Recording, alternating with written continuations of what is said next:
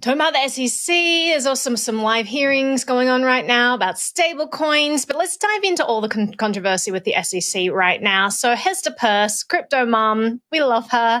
She tweeted out yesterday, she says the latest regulatory agenda shows that the SEC will be busy in the upcoming months, but it won't be working on the right things. She put together this document with Commissioner Elad L. Roisman. The two of them ripped into Gensler's plans for the SEC.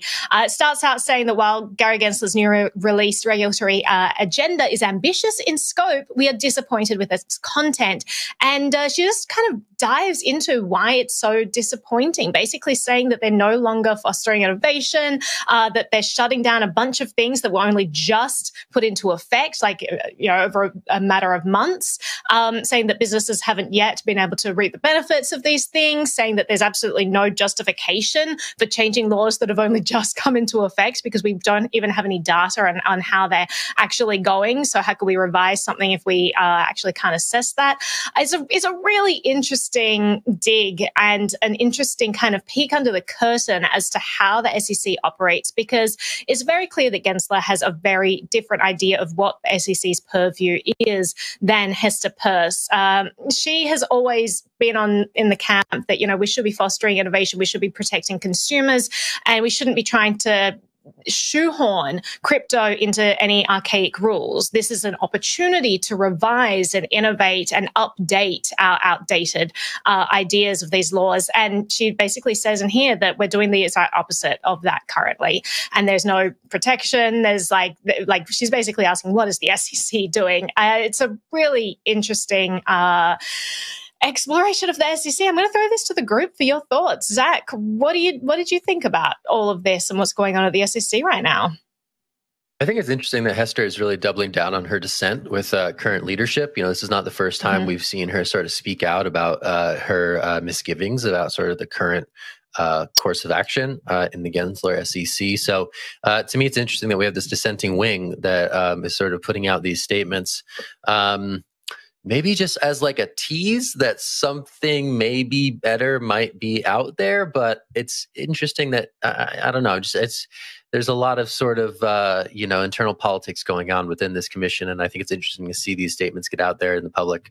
And you just got to wonder what the internal politics are and what sort of pushback is being made behind the scenes that shapes public policy that's actually issued beyond these statements that are issued with kind of regularity, with a bit of regularity from Hester and a couple of other commissioners, depending on the topic. So interesting to see this going on, and I think there's just a lot of curiosity in DC and beyond about how much the SEC wants to take command of this crypto thing and how much they want to sort of set the rules of the road. So there's a lot of intrigue going on, a lot of palace intrigue, but for me, that's what this is all about. I think I saw Jen, so I'm going to toss it up to her. Yeah, I think the SEC wants to take the reins, but in this statement, it's very clear that they're not putting one foot in front of the other when it comes to taking the reins. I just want to read an excerpt from it. Commissioner Peirce said, the agenda makes no mention of any regulation with respect to digital assets. It goes on to say that the agenda, through its silence on crypto, signals that the market can expect continued questions around the application of our securities laws to this area of increasing investor interest. And all year we've been talking about, regulation is not bad for the space. If we have some clear rules, we can then move forward with, are we going to fight against these rules? Are we going to comply to these rules? Do these rules make sense? And this just says that there are no rules and we're going to continue with this ambiguity around it. And I think that it's just going to get more frustrating for industry operators. Yeah, I'll jump in there really quick, just to kind of add to what you're saying, Jen. I think it is interesting to see like the palace intrigue, like you're saying, Zach, like what's going on behind the doors is probably a lot more contentious than just a blog post on the SEC website. Like, I don't know anyone else who has the ability to write a slam piece on their quote unquote boss, but Hester Peirce apparently does have the ability to do that just with how the SEC is set up. So I think this also kind of points to what's going to happen over the next 5-10 years. This seems to become a more partisan issue day by day, which I don't think anyone in crypto really wanted that to happen. Nobody wanted this to be R's versus D's kind of thing. They wanted everyone to kind of get on the bandwagon for digital assets. And that's also what's happening. Like Gary Gensler is firmly an appointee by Biden. Hester Peirce, I believe, was appointed by Trump. And now we're kind of seeing that play out here with the two sides kind of bickering at each other over a blog post. But I'm sure behind the scenes, this is a lot more contentious than just this very well-articulated argument here. Naomi, I'll throw it to you for closing thoughts, though.